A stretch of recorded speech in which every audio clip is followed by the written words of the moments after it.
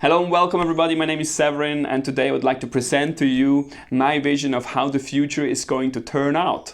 And I simply have to say to the beginning that I'm by no means knowing the future. I'm by no means your financial advisor or here to spread some fear. But I want to at the same time inform you. I would like to share with you the understandings that I have been gaining over the last years by studying the cycles of life through astrology, where we can acknowledge bigger archetypes. But I also want to back that up because I'm not a financial expert, but I want to give you some data of what is happening with the market and what is very likely to happen with our financial and economical system, and therefore what we're very likely seeing to happen over the next years. We are going in for a big journey and this is just the beginning, so it's getting worse before it's getting better. And I simply would like to introduce you that this journey we are in, we have chosen, we are here to change. We simply don't want to go back to what we have been living in before, but it's going to be a difficult journey, and we have to understand that crisis is also a chance for opportunity and growth if we can internalize this process and therefore become aware of this internal parts of fear, of worries, of distrust. And by facing these, we can actually transform and recreate the society or the world or the community that we are looking for. For in that sense, I would like to welcome you to share with you basically three parts of this introduction. In the first part, I will share with you more from an astrological perspective. So I would like to introduce to you Jupiter and Saturn and Pluto, who are the key players in this journey that we are in. And then in the second part, I will share with you more about the financial system. So what can we see, like the three waves that we are basically about to see and what we can expect over the next year to happen. And then also how you can prepare on a personal level, how can you protect yourself, and what is the best that you can do in order to go through this crisis and emerge stronger on the other side. So thank you so much for joining me. Please subscribe and stay informed with me. There is a lot more information that I'm having to share with you. This is a big topic that I have been following deeply and have been very involved with. And I can only say to you, the coronavirus is only the beginning. It's like the first domino step that has been accelerating a process that has been already in the making for the last 10 years. And like Trump, is just leading the whole chaos that we're in into a big mess that we are actually don't have to wait any longer, but we can start today with the change that we are looking for in the world. One of the core issues is that if we are refusing to feel fear, then we are correspondingly losing the ability to wonder. When we repress grief, and then we also repress the capacity to feel joy and beauty in our lives. So this coming event is simply a strong reminder to soften, to surrender, to allow, and to recognize that we are gently dying in one or the other way on a daily level. So we have lost ourselves in this journey that we are in. So it's not about the destination of where we are getting. It's much more about becoming available to that very moment and to ourselves. So in that sense, it's much more an inner battle that we are facing, and you probably already feel that coronavirus has been pushing us on all levels and has been a very psychological war that we are battling foremost, even though we have so many enemies on the outside, but foremost within ourselves. Without death, there is no transformation, and with no death, there is no change. So a beautiful quote from Joseph Campbell is, "Opportunities to find deeper powers within come when life seems most challenging." And that's exactly what we are in. The next year's gonna be very difficult. They're gonna be a crisis, but they're gonna make us stronger. They're gonna make us appreciate life again. They make us appreciate actually the beauty of what we already had, but what we have forgotten to see, and turning ourselves back to the very essence of our being. And that sometimes we need a strong punch in the face in order to wake up and understand of what we have forgotten. So in this part, I would like to introduce you to the astrological perspective, and for this I would like to introduce you to the key players, and this is simply Saturn, Pluto and Jupiter, and these three are actually kind of painting the picture of what we are about to see in the next years. And for this I would like to begin with simply the main event that we have started with, and this is the conjunction of Saturn and Pluto on the 12th of January 2020. So in the beginning of this year we had an event that the astrological scene was looking forward to and was curious what would happen, because whenever these two planets are coming together there is conflict in the air, there is tension there, and there is a rising of power struggles. And in the past we have seen in 1914, when these two planets came together, they come together every 31 to 37 years, we have seen World War I. World War II was not a conjunction of these two planets, it was simply that Saturn was squaring Pluto. But then in 1946, when we had the Cold War, these two came together again, and in 1982, I believe, it was this basically nuclear race that we were seeing, and now we are in 2020 where we are curious what is coming up. And just let me say to you, just before I kind of go into the conversation and explain more about these patterns and dynamics that we are about to see, I'm not speaking about the war to create any fear. Nowadays we have been evolving technology wise, but also in the sense of our awareness, at least I hope so. And we are simply seeing already the trade wars between the States and the China, they are being played out on a much more subtle level. Like, we cannot just send our battleships and our planes into the air, it's much more too expensive to actually do. So it's playing out in cyber war, hackers, and we're playing out through technology and implementing to algorithms, and we're changing opinions online and influencing our other neighbors' countries' opinions, and we are sharing fake news or trying to implement different opinions. So it's much more complex in the world that we're in today, and much more difficult than to just call it a war in the traditional way that we are used to. But we are already in a war. So these two planets, when they're coming together, then imagine simply Pluto is basically the access point to your subconscious, or you could say everybody of us has a place in their mind that we call hell, and it's simply the place that nobody of us wants to go because we are afraid of what might be there waiting us.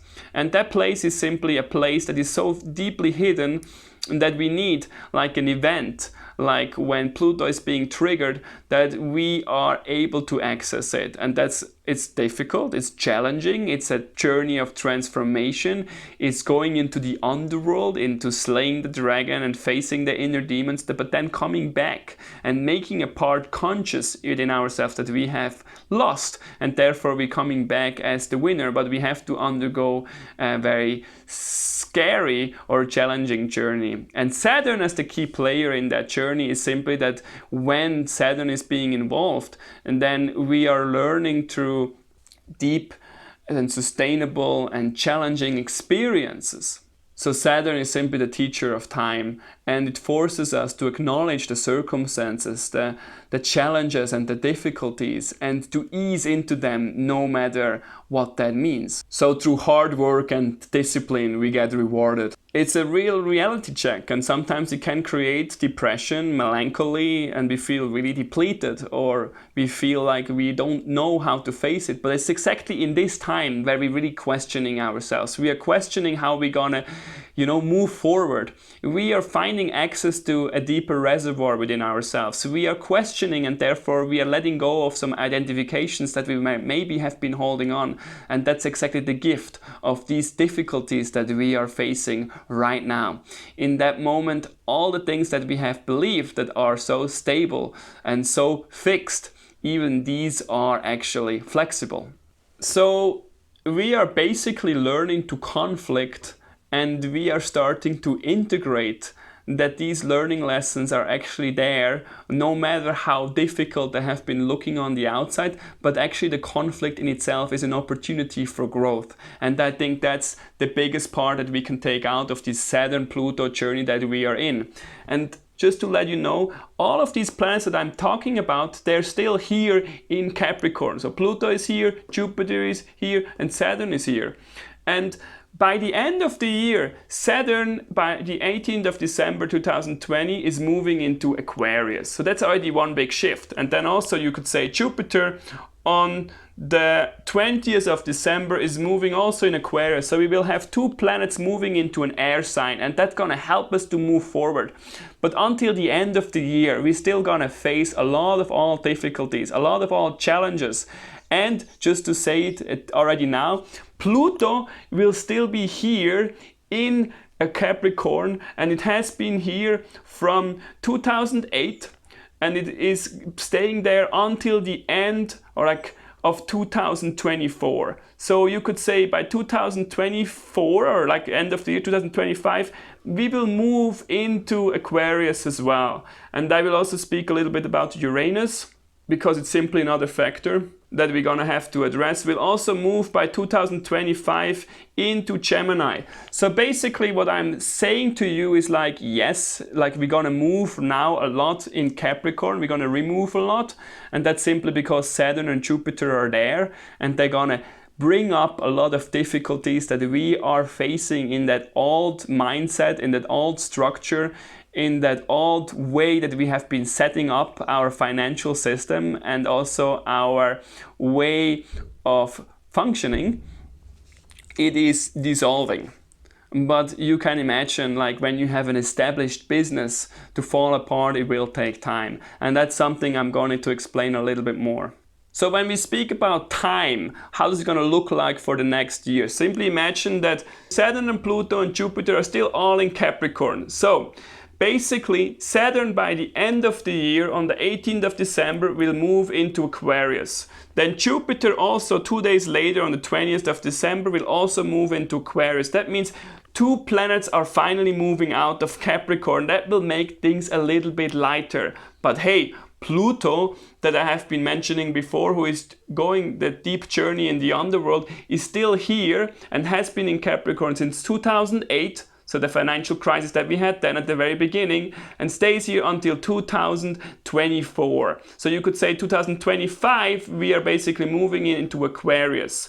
So let's bring in another player, which is Uranus. Uranus has been since 2019 in Taurus and will stay here until July 2025 and then move into Aries. So basically we're moving from Earth, which is Capricorn and Taurus, into air signs into 2025. So that's basically the bigger picture. We are in what we are just starting to see now for the next 5 years, until things become lighter again and we basically coming out of that deep underworld journey where we are bringing some transformation within and in the outer world, and where some things will collapse in order to become better, and we will then come out on the other side by 2020 and will be able to start to reconstruct a new paradigm.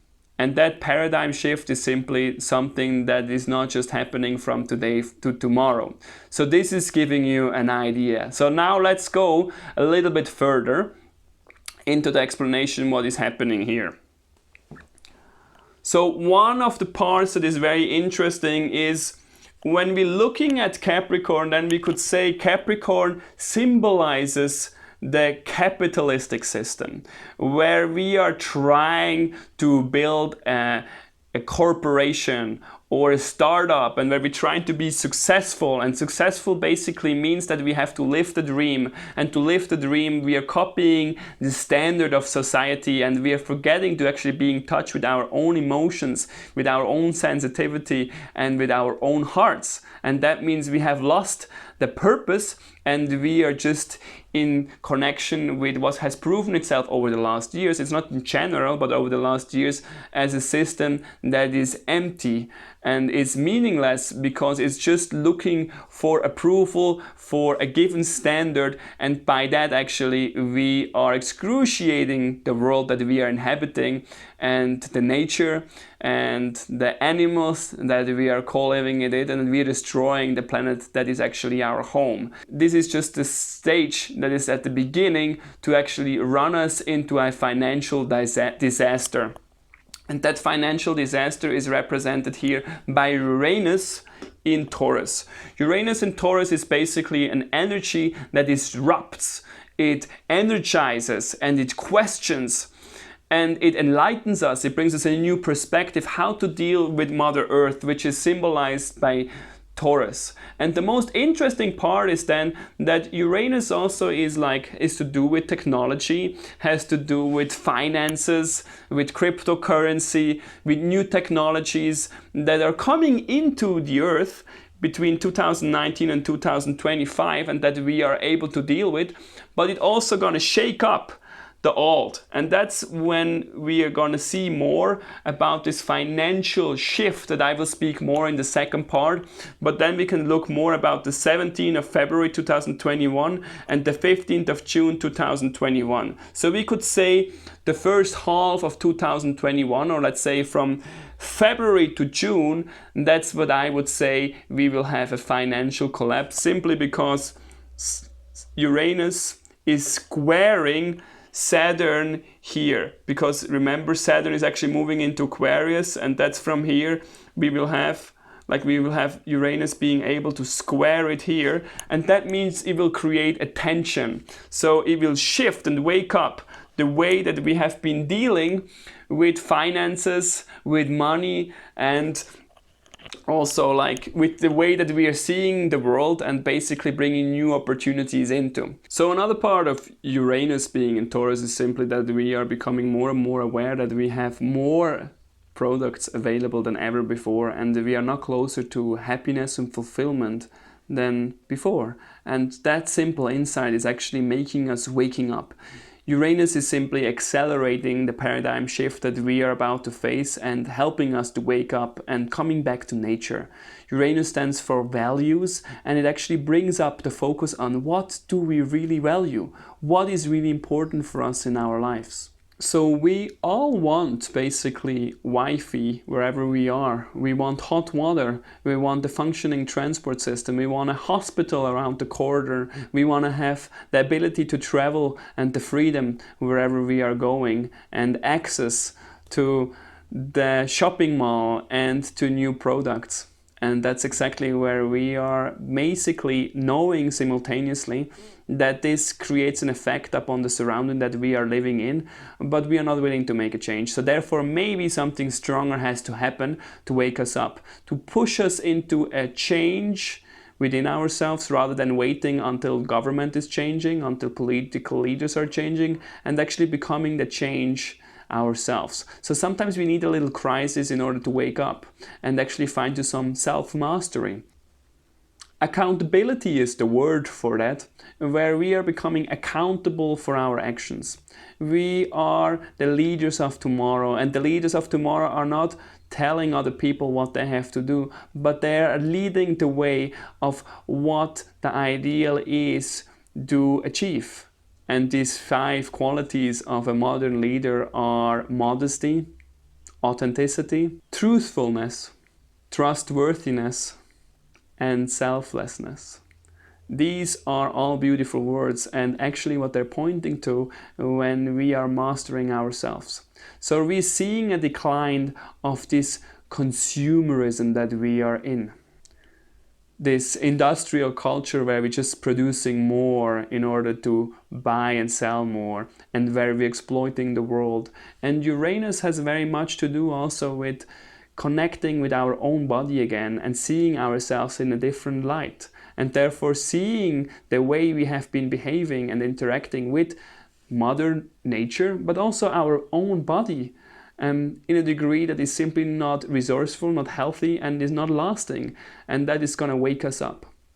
So that's one part to explain here. Let's move on to the next part that we still here in, and that's simply Jupiter and Pluto being conjunct. So these two, Pluto and Jupiter in Capricorn, are there until the end of the year. Remember, Jupiter is there until the 20th of December, but this is very special. Jupiter is conjunct with Pluto, and it's happening actually this year 3 times. The 2 first one have already been happening.